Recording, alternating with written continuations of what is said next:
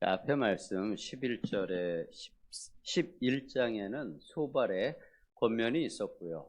12장부터 14장까지는 그 소발의 권면에 대한 욥의 답변이 이어지고 있습니다.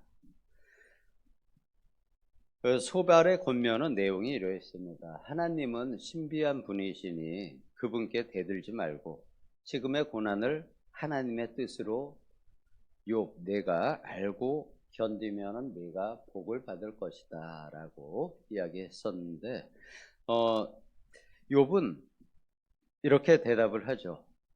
하나님께서 신비한 분이시라는 것은 나도 잘 안다. 그러면서 12장에서는 인생무상의 여러 가지 예를 제시를 했습니다.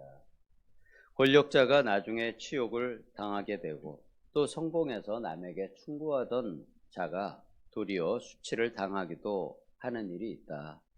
그리고 또 잘 될 줄 알고 큰 소리 쳤던 일들이 도리어 올무가 돼서 돌아오기도 하는 것을 인생에서 볼 수 있다. 그렇지만 하나님께서 왜 그렇게 하시는지 우리는 그것을 다 알 수도 없고 그것을 이해한다고 해도 하나님을 다 안다고 할 수도 없다고 그러한 말들을 했었습니다. 그리고 이제 이어지는 13장 1절에서 이렇게 이야기합니다.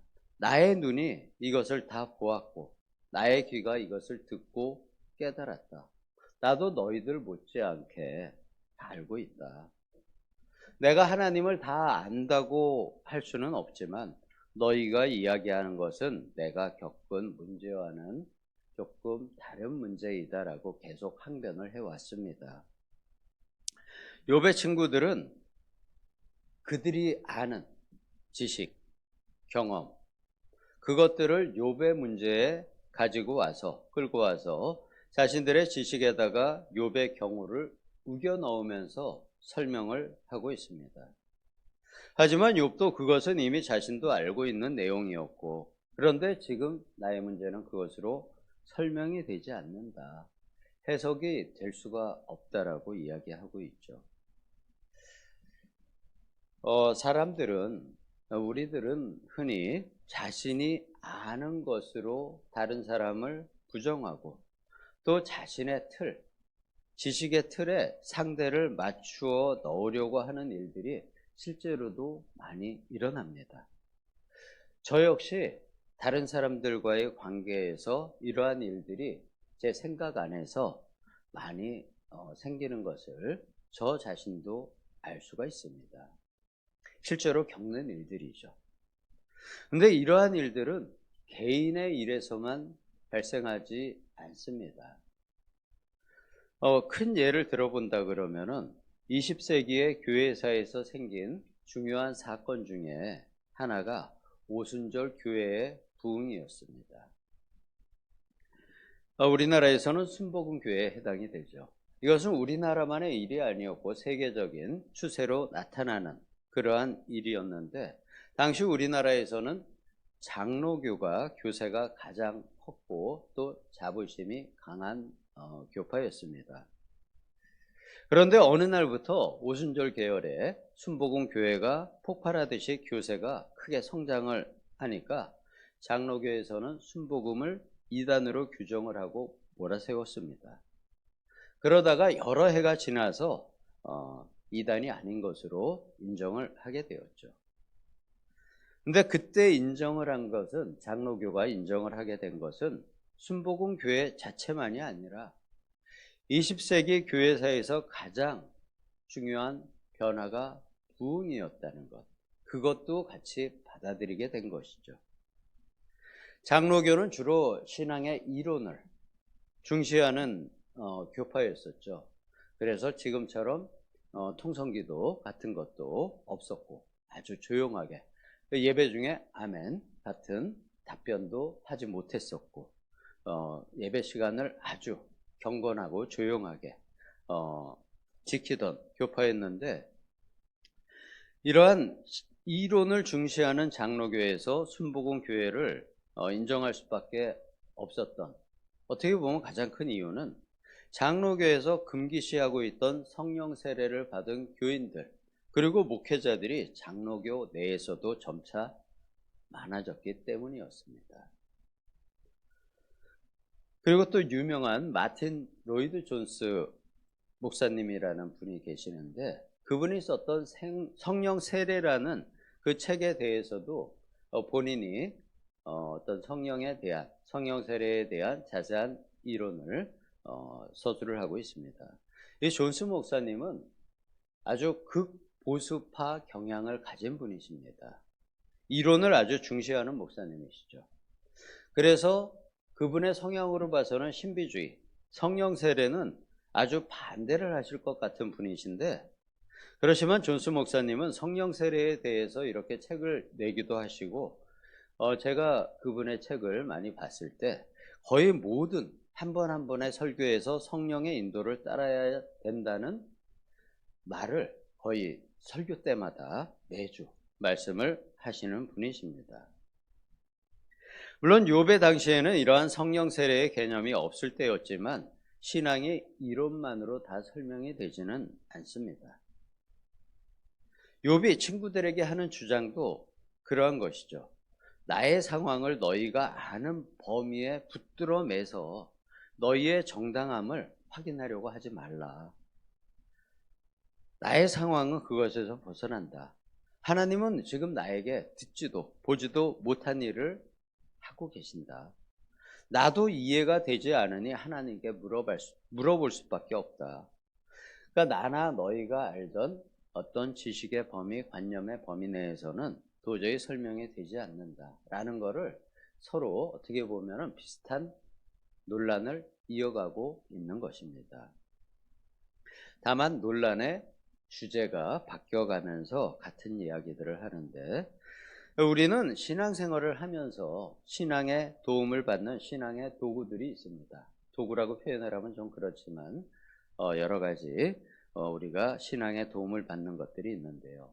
성경책의 말씀, 그리고 또 기도, 아니면 교회, 그리고 또 교회에서 내려오는 유산들. 이게 이렇게 표현하면 어떨지 모르겠지만 유대교에서 장로들의 전통이 있었듯이 교회에도 비슷한 교회에서 내려오는 전통들이 만들어진 것들이 여러 가지가 있습니다. 우리는 이러한 여러 도구를 가지고 각 개인은 각자가 겪은 경험을 가지고 남의 문제에 끼어들기도 합니다. 제가 좀 말을 복잡하게 해서 전달이 잘 됐는지 모르겠는데, 때로는 내가 조언을 하기도 하고 때로는 내가 조언을 듣는 역할자가 되기도 합니다.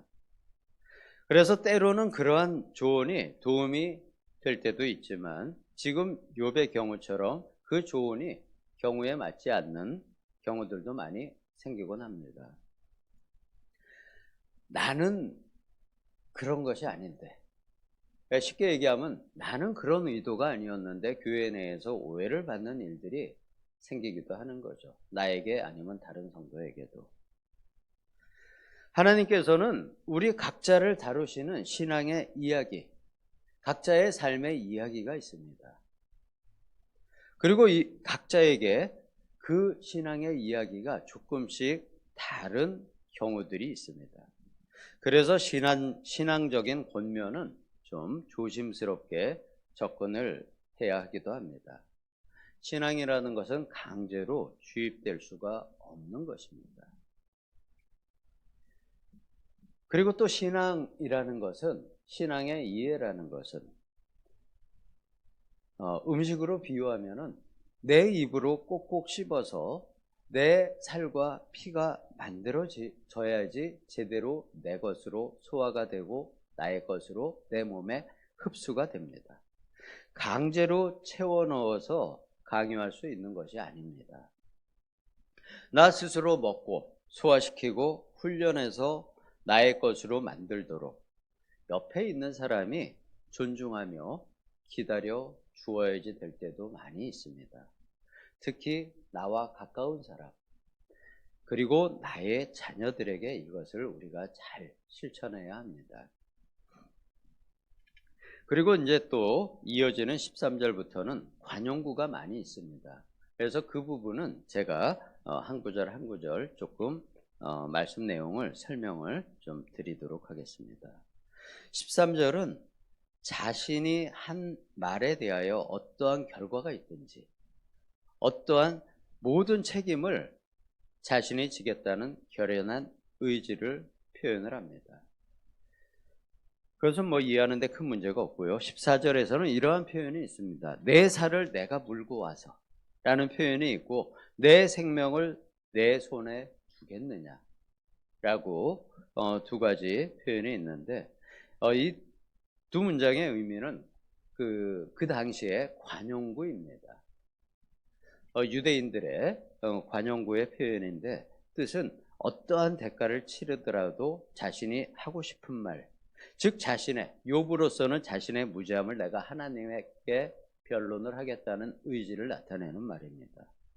그리고 15절은 하나님의 법정에 나 스스로 나아가 서겠다라는 의지를 역시 표현하고 있습니다. 표현은 다르지만 비슷한 의미를 담고 있는 것이죠. 16절에서는 경건하지 않은 자는 그 앞에 이르지 못하나니 라고 말씀을 하는데요.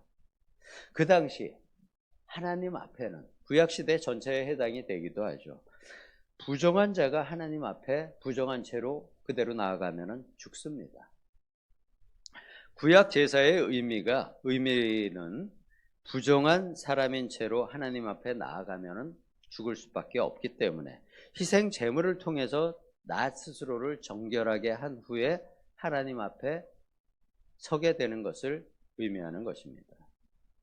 그렇지만 욥 자신은 스스로 정결하다고 믿기 때문에 하나님 앞에 내가 나아가 설 것이다. 하나님 앞에 내가 설 수 있는 것만으로도 자신이 죄가 없이 정결한 자라는 것을 증명할 수 있다라고 표현하는 문장입니다. 그리고 17절은 자신의 변론을 잘 들어라, 내 말을 잘 들으라는 고대 근동의 역시 관용구적인 표현입니다. 그리고 18절은 나의 결백이 그럼으로써 마침내 드러날 것이다. 19절은 지금의 고난을 당할 정도로 자신이 죄를 짓지 않았다는 자신감을 표현하는 것이죠. 즉 이렇게 15절부터 19절까지는 내가 하나님 앞에 나아가 나 스스로를 변론하겠다는 의지를 계속해서 조금 문장을 바꾸면서 친구들에게 표현을 하는 문장들입니다. 이렇게 욥의 친구들은 계속해서 욥을 죄인으로 단정을 하고, 욥은 역시 계속해서 자신은 무죄하다고 주장하는 것이 욥기 전체의 논쟁의 기본적인 맥락입니다. 우리도 다른 사람을 정죄해서는 안 되지만 서로 정죄하더라도, 아니면 신앙적인 권면을 할 때도 그의 입장을 잘 경청해야 합니다. 내가 같은 입장에 섰을 때도 마찬가지고요. 그렇지만 우리는 생명의 성령의 법으로 죄와 사망의 법에서 해방된 성도들입니다. 우리가 정말 내 안에 계시는 하나님께서 주신 생명의 성령의 법으로 죄와 사망의 법에서 모든 정죄에서 해방되시는 성도님들 되시기를 예수님의 이름으로 축복합니다. 아멘. 네, 기도하겠습니다. 주님께서 십자가 고난의 길을 먼저 가시고요, 구원을 주심에 감사드립니다.